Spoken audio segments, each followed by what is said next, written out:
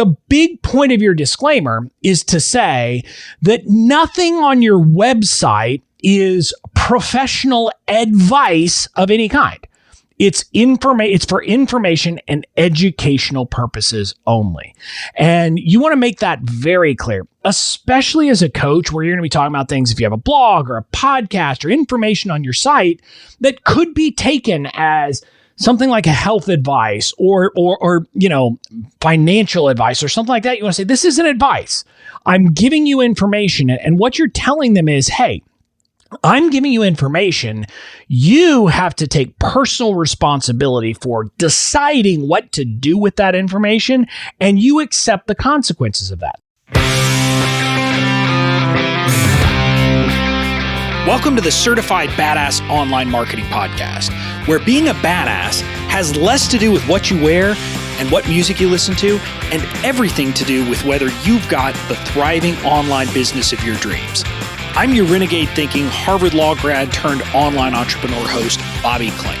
In my years building my thriving business, the most important lesson I've learned is that being a badass online marketer isn't about secret strategies or ninja tactics. It's about doing the basic stuff right and showing the F up. So each week here on the show, you'll get clear, easy to execute guidance on how to build your online business and a swift kick in the ass or two to make sure you're getting it done.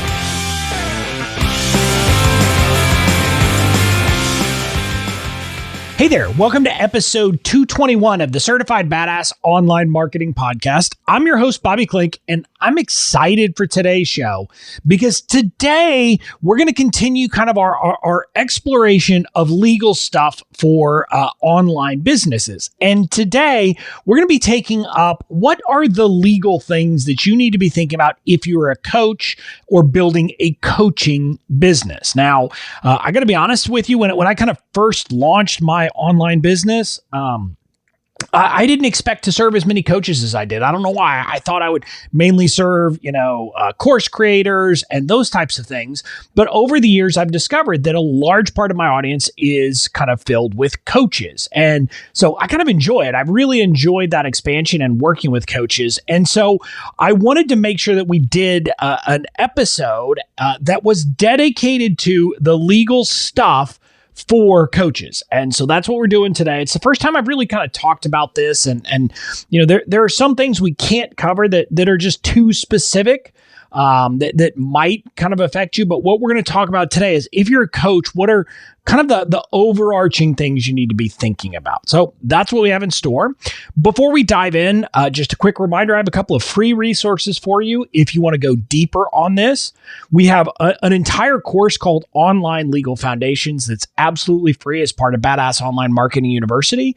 It kind of goes deep on all the different legal things. It goes into website issues. It goes into written agreements. It goes into intellectual property, which is kind of the big areas of law that we have to think about in the online space. So it goes into all that. And you can get access free by joining BOMU. So to sign up, go to bobbyklink.com/BOMU. That's BOMU. Now, other than that, I actually have a checklist, which really calling it a checklist is underselling it. It's a guide with a checklist. It kind of talks about the big areas of law that we need to be thinking about as online entrepreneurs, and then has kind of checklists at the end that are specific to different types of businesses, including one that's specific for coaches. So you can get that at bobbyklink.com/checklist. So with that, let's dive into the legal stuff for coaches. Now, there are kind of three big areas we're going to talk about. We're going to talk about your website and website stuff. We're going to talk about your coaching agreement. And then we're going to talk about other agreements you need in place. And the first thing we want to talk about here is your website. And what I'm going to talk about here applies to every kind of online business. But I thought I would mention it in this episode specifically. So for your website, there's a few different things you need in place. One of them you legally have to have is your privacy policy. Your privacy policy tells the people who visit your site what information you're collecting from them, what you do with it, why you're collecting it, who you share it with, etc. and you've got to have that in place. There's laws in place that require it, and so just understand that has to be done. Now, if you don't have a privacy policy, my privacy policy template is absolutely free. My view is you shouldn't have to pay to meet kind of the one thing that you absolutely positively have to have. You can get that at bobbyklink.com/PP, just like privacy policy, but PP. So bobbyklink.com/PP, you can get that. But beyond your privacy policy, there's two policies that I believe you should have on your website. And just about every lawyer is going to agree that these things need to be covered. Number one, you need a terms of use. Think of the terms of use as the basic rules of the road for your website and website visitors. It talks about kind of the basic constraints of what they can do, what they can't do on your site, etc.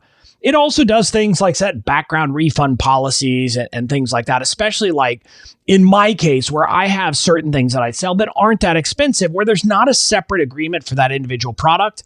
Well, I've got a refund policy in my terms of use. So I have those things built in as part of that terms of use. So you have that, but it's a big, ugly, hairy document. I mean, I think my template for it is I don't know if it's 20 pages, but it's getting close to that. So it's a big document because there's a lot that you have to cover. Beyond your terms of use, and this next one really is very important for you as coaches, is to have a disclaimer. And a disclaimer, there's a few things you'll do in there. Like if you were doing affiliate marketing, you put some stuff in there about that. But the big point of your disclaimer is to say that nothing on your website is professional advice of any kind. It's for information and educational purposes only. And you want to make that very clear, especially as a coach where you're going to be talking about things if you have a blog or a podcast or information on your site that could be taken as something like a health advice or financial advice or something like that. You want to say, this isn't advice. I'm giving you information. And what you're telling them is, hey, I'm giving you information. You have to take personal responsibility for deciding what to do with that information, and you accept the consequences of that. So that's kind of your disclaimer policy, and you should have it. And depending on the type of business you have, you'll have different kind of levels of specificity. I, for example, have a very specific clause that I'm not providing legal advice. Because people might think I'm providing legal advice. No, I'm not. I'm providing education and information. Now, to me, advice requires me to have specific information from you, and to then formulate a very specific response and piece of advice based upon your particular circumstances. So, in my view, a website could never do that, right? Because a website is, one to many by nature. So that's kind of what you're doing in your disclaimer. So that's the website. It's your privacy policy, your terms of use, and your disclaimer. A lot of people I hope most people aren't confused about this, but what you do, each one of those gets its own page on your site. And then in the footer of your website, you'll have links to it. Like if you go to anybody's website and you go down to the very bottom, you'll see these links to their legal policies. That's where you include it.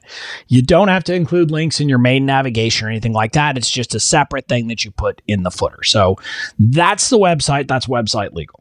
Now we're going to move on to kind of the second point, which really is the big point. It's the most important thing for you to think about as a coach, and that is your coaching agreement. One of the things I tell people is you should never accept money from anybody without having a written agreement. So this applies to you with your coaching clients. You need to have a written agreement with your clients, and they should sign it as part of the process. Now, how you get them to agree to it can vary. I mean, some people I know will do like on demand. They can just kind of schedule it and purchase it all at once for like a single coaching session. Fine. If that's the thing, you're going to do a click to accept. If you're doing big one-on-one coaching packages, often you'll have someone sign using, some kind of online signing thing. Maybe it's DocuSign or PandaDoc, or there's different ones that are options for you to get people to electronically sign these agreements.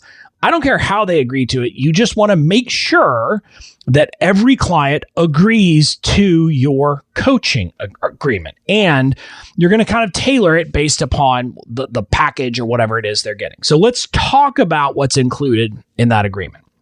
Now, one of the things that you're going to want to include is kind of like that disclaimer, and you're going to have disclaimer language, but in my legal template for coaches, we put right up front kind of the nature of a coaching relationship. And part of what that says is that, look, this is meant for generally healthy people, and it is not a substitute for other things. And we have it especially for people because if you're a health coach or any kind of coach that relates to anything, whether it's mental or physical issues, you want to make sure that people understand that your coaching is not a substitute for getting professional medical advice. Again, if you're a life coach helping people through tough times, you want to be very clear, hey, I'm not a psychiatrist and I am not a substitute for getting professional psychiatric care. Same thing like if you're a fitness coach, or I can think of someone who's in my group coaching program who helps people with kind of not fitness, with diet issues around diabetes. Well, if that's what you want to do, you want to say, hey, my program is not a substitute for your medical advice from your doctor. So you can kind of see, you want to have that right up at the beginning in your agreement, just so there's no question about it. Then beyond that statement, here are kind of, you want to cover like a lot of the standard things that every written agreement should have, but they're kind of specific to you as a coach. So one of the things you're always going to cover is, what do they get? I mean, what is it that they're buying as part of the program? And with your coaching clients, obviously they're going to get some coaching sessions. So you want to lay out what that is. And you'll lay out, is it a single session? Is it a package of 13? Is it weekly sessions? I mean, what is it? You just need to lay out what it is they're getting in terms of the coaching sessions themselves. How long do they last? How do you connect with them? Those kinds of things need to be covered. So that's kind of the sessions themselves. But also, you should cover if they get access to you outside of those calls. I know some people will give Voxer access, or maybe it's email access, or whatever it is. If they have an ability to kind of get help from you outside of scheduled calls, you need to lay that out so that it's very clear what they get. So that's kind of what they get. Now, normally for most coaching agreements and individual one-on-one coachings, that's all they get, right? They're going to get that. But if you give them access to some kind of course or some kind of material, put that in there too. Just say that they'll get access to whatever it is. Just be specific about what they're going to get. Now, beyond what they're going to get, then you have to have a section that defines the fees. And again, how you define this will largely be based on kind of what is the package that they're getting. Are they signing up for a monthly program? And if so, it's monthly. Are they buying a single session for a set price? Are they buying a package that's 13 coaching sessions? Again, you'll define that, but you need to define what the fees are that they'll pay and be specific. Is it a single payment? Is it multiple payments? Just define it very clearly so there's no dispute, no question about that issue. Then the next thing that you definitely need to cover as a coach, that this is a bit different from most people, is you have to set your policy for rescheduling calls. In other words, what happens if they need to reschedule a call? Can they do it within 24 hours, 48 hours, 72 hours? What is it? And again, you pick what that is, whatever your policy is. Maybe it's, hey, you have to reschedule at least 48 hours in advance, or this counts towards your sessions. You just define your policy and you set it out in your agreement. Now, a little word here. You can always give people kind of grace. You can say, hey, although the agreement said you had to reschedule within more than 48 hours out, if someone has a reason and you want to let them reschedule inside it, you can always do that. The point of getting the written agreement in place is just to set the baseline. That way you have the choice to say no. And again, you'll kind of use that based upon the particular client, the particular situation. So after the rescheduling, another thing you need to have is termination. How does it end? Again, if it's like a 13 session pack, for example, this is not as big of a deal. But if it's a monthly, kind of an ongoing monthly coaching agreement, you need to set up, how does it terminate? Can I terminate any time? Do I have to give 30 days notice? Again, just kind of lay that out. How do people end the agreement? There's the last kind of substantive agreement substantive clause I want to mention is the dispute resolution clause. And the dispute resolution clause, you're going to basically either pick, we're going to go to court or we're going to have arbitration, and you're going to pick one of the two. Arbitration is where you pay someone to decide it, which you might think that means, hey, it's going to be more expensive, but those arbitration tends to be decided more quickly than a court case. And so as a general rule, often it's cheaper to go arbitration than court. Now, again, chances that this ever comes into play are very small. Let's be honest. If you have a dispute with someone, even about a few $1,000s, what are the chances that you're going to go to court or they're going to go to court or go through any kind of legal proceeding to get it resolved? Chances are pretty darn small, but you want to have this in there just to be safe. So you'll have that in the agreement as well. Now, there's also other clauses that you would never need to modify that you would get from someone, like things like it's called the entire agreement clause, which essentially says, hey, this written agreement is the entire agreement between the parties.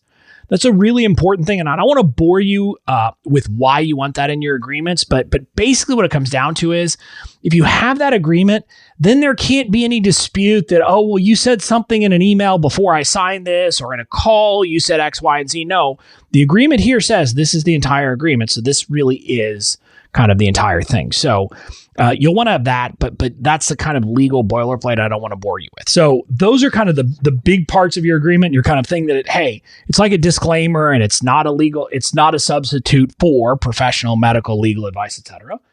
You define what they get in terms of the sessions, what access do they have outside of sessions. You define the fees. You define kind of the scheduling and rescheduling process. You talk about how the agreement is terminated, how someone ends a relationship, and then you define how disputes are resolved. Now, if you don't want to go through the trouble of creating this yourself, we have a template in my template shop that you can get access to. It was very simple before. It's a Google Doc with video instructions, but we also have our legal generators now, so you can kind of go through it when you buy it. You'll answer some questions, and our system will go ahead and customize it for you. So you can get access to that. Head over to my template shop, which is bobbyklink.com/shop, and you can find it. It's called the coaching agreement. It's pretty self-explanatory, but that coaching agreement will make this very simple for you. Now that we've talked about your coaching agreement, let's talk about some other things to think about and other agreements you need in place. The big thing is that most coaches, now not all coaches, but most coaches I know at some point create some kind of scaled product as well. Now, it might be a course, it might be a membership, it might be a group coaching program, or it might just be that you sell some kind of digital product. Now, not everybody does this, but a lot of people do because obviously it's easier in a lot of ways to serve more people. You can theoretically make more money. It's a lower entry point for people who maybe aren't at a point that they can afford the one-on-one help. But so again, I'm not going to talk about the merits of doing this. I obviously love doing these kind of scaled implementation programs. I have a group coaching program that I love, although I'm not a trained coach by any means, but we have that as a way to really help entrepreneurs kind of break through and get help for me, my team, and coaches. So I love it, think it's a great thing. Now, those types of programs, each one of them, every offer you have like that, you need to have an agreement that is specific to that program. Now, the course agreement, if you have a course, your course agreement is, hey, what do you get? And it kind of defines it specifically. Now, you can go back a couple weeks ago in episode 219, we did legal stuff for course creators, and I talked about a course agreement there to kind of help you understand everything that's in there.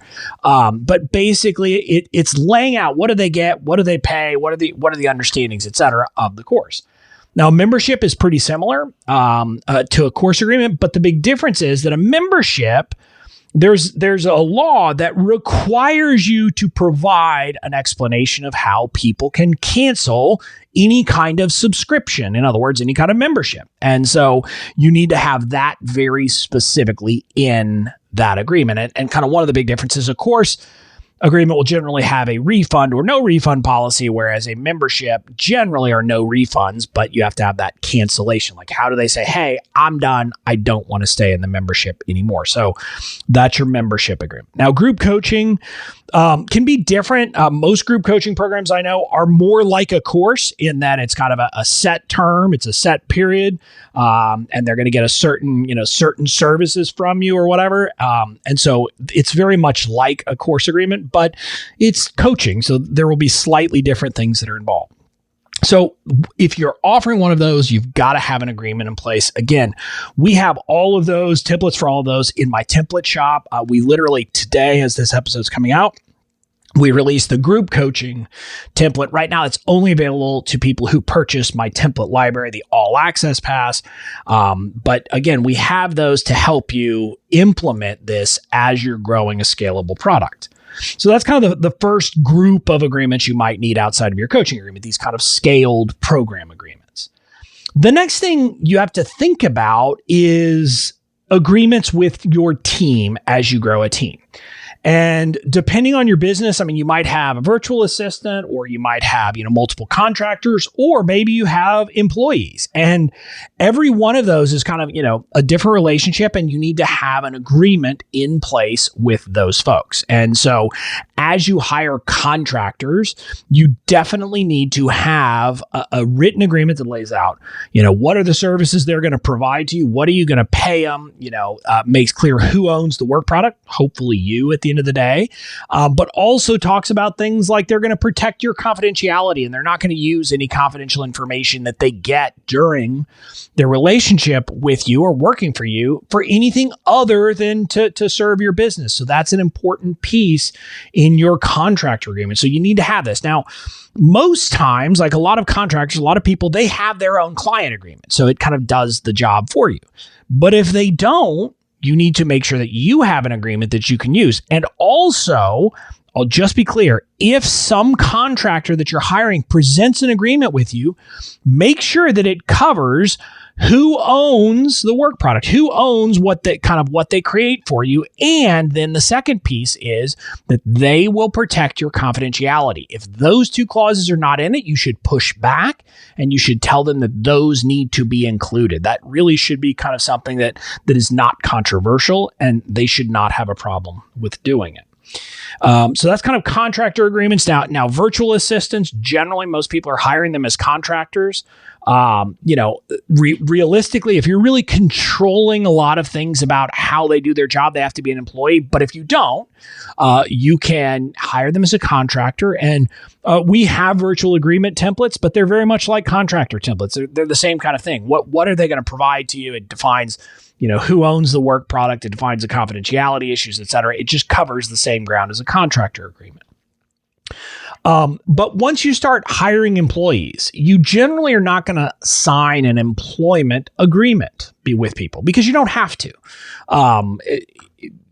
In the United States, employees are generally considered at will, which means you can fire them whenever you want. You don't have to have a written agreement with them. There's a lot of background law that defines things and kind of defines the relationship.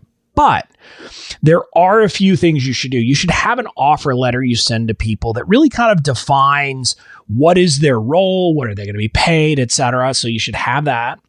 But then you need to have different agreements to cover those two things I talked about with contractors, the same with employees. Number one, you need what's called an IP transfer agreement. This is an agreement that says that everything that they create while they're working for you, they are transferring ownership of that to you. It just avoids any dispute, any problems down the line. And then you have to have a confidentiality agreement that says to them, hey, all the confidential information that you learn at working for me, whether it's kind of internal processes, my client list, my price list, all of that stuff, you can't use that for any purpose other than my business. The reason why this is important is it kind of covers what happens when they leave. You don't want them to leave and walk out the door with all of your confidential information and then use that confidential information to create a competing business. And so that's what you're doing by having that kind of in place, is you're just making it so that that can't happen. So that's kind of why you want that confidentiality agreement in place with your employees.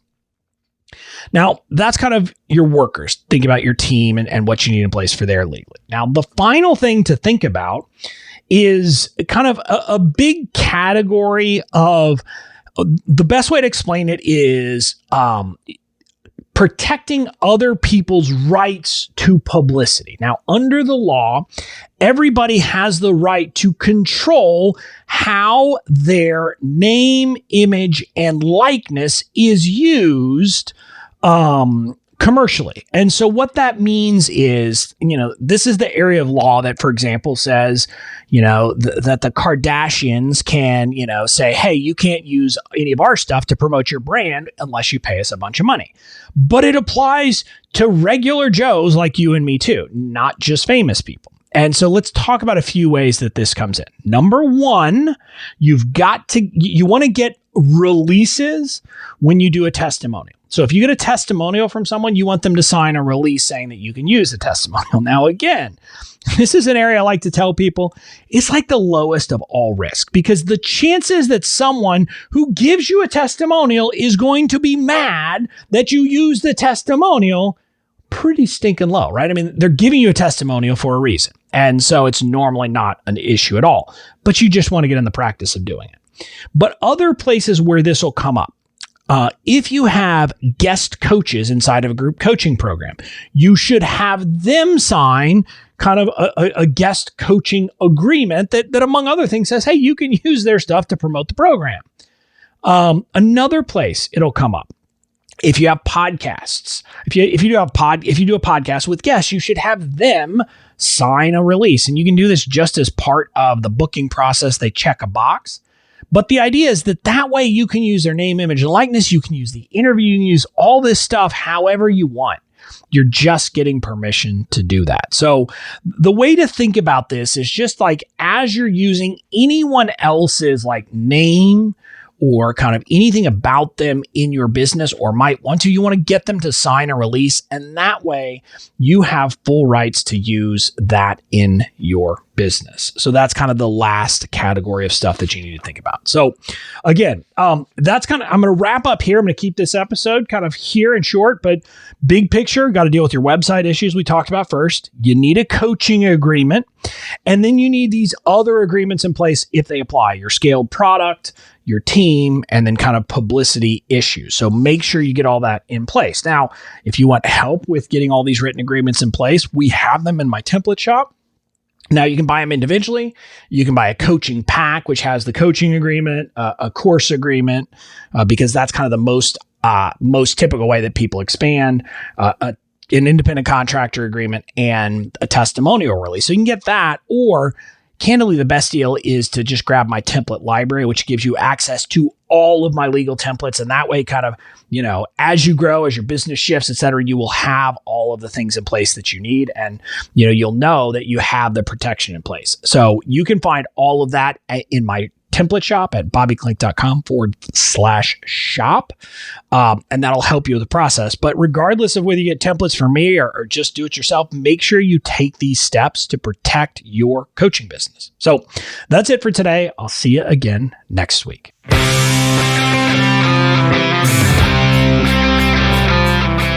That's it for this episode of the Certified Badass Online Marketing Podcast. Make sure to tune in next time. And in the meantime, go out and build the badass business of your dreams.